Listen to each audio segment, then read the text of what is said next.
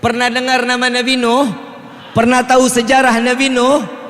Nabi Nuh, kalau boleh dibilang, Nabi Nuh ini pernah putus asa di hadapan Allah.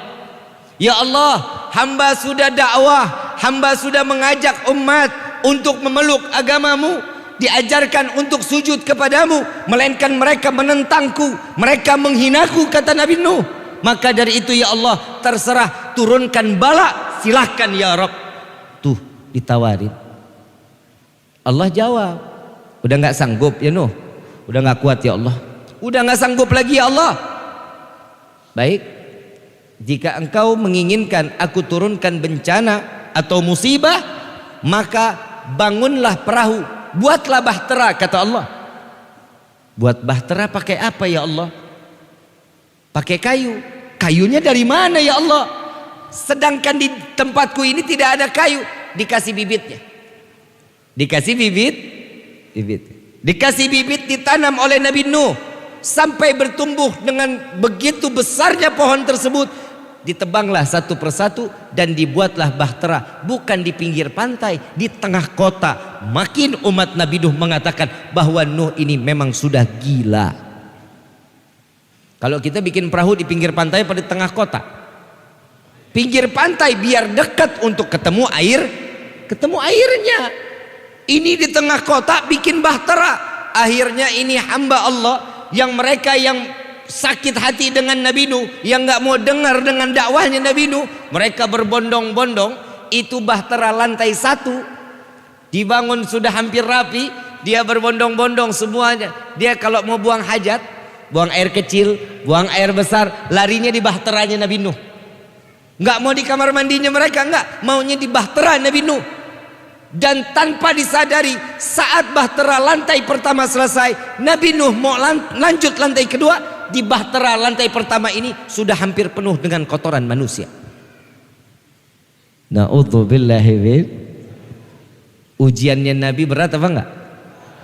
Tapi Allah kasih solusi. Kita ujian baru corona kemarin sudah puyengnya luar biasa. Untung kiai di sini nggak ada yang minta ya Allah binasakan corona, tapi dipelihara akhirnya coronanya. Jadi duit sih, betul nggak? Di duit. Sampai akhirnya ada di, kita singkat ceritanya, disingkat. Nih kalau dipanjangin bisa sampai jam 4 pagi kita. Mau dipanjangin apa mau disingkat? Ibu lagi yang jawab tuh Pak, panjang katanya gitu. Udah berdiri panjang pula, kan bahaya. Terus ini yang mana? Lanjutkan. Saat dimana Nabi Nuh ini kotoran sudah penuh, ada satu orang lumpuh. Ada satu orang lumpuh keluar dari rumah. Ini kalau model punya tetangga kayak begini kita apain, kita nggak paham ini. Ada satu tetangga lumpuh, bencinya sama Nabi Nuh luar biasa Pak. Luar biasa bencinya sama Nabi Nuh. Saat-saat lagi di mana dibencinya Nabi Nuh, ini orang lumpuh begitu keluar digotong 3 orang. Dipangkul 3 orang, ditanya, "Tuhan mau kemana?" "Saya mau buang air besar," katanya. Mau buang air besar ke tempat bahteranya Nabi Nuh alaihissalatu wassalam. Udah lumpuh ngebenci Nabi. Kita punya tetangga begini nih, kira-kira kita apain ini tetangga? Sumpahin mati pastinya. Tapi Masya Allah Nabi Nuh nggak tahu-taunya.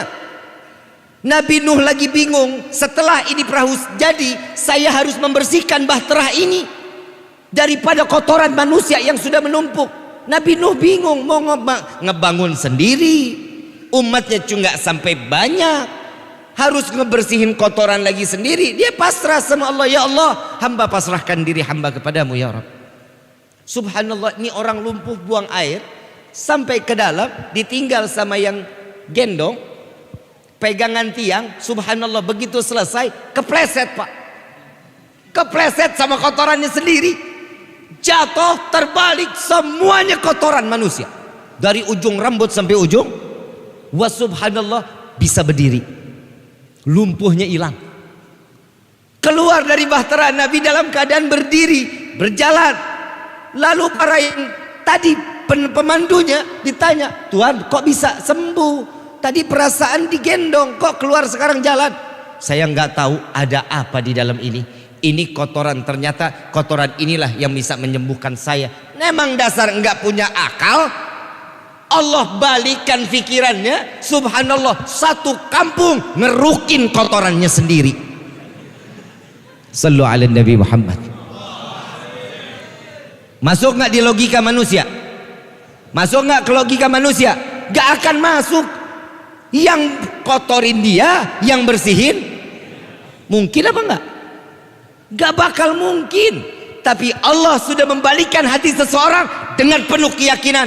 Orang tersebut yakin bahwa kotoran yang ada di dalam kapal Nabi Nuh itu yang dapat menyembuhkan penyakit. Sampai kalau kita bilang kinclong lagi. Tahu kinclong? Tahu kinclong? Kayak iklan pencuci piring. Bening luar biasa, rapi luar biasa. Atas izin Allah. Fa inna ma'al usri yusran, inna ma'al. Jadi manusia jangan selalu ikut apa adanya kehidupan. Intinya ini, kita ini hidup udah banyak ujian, tapi basrahnya kepada bukan selain Allah. Kita kepada Allah aja jarang, luar biasa. Banyak orang sekarang larinya ke orang pinter.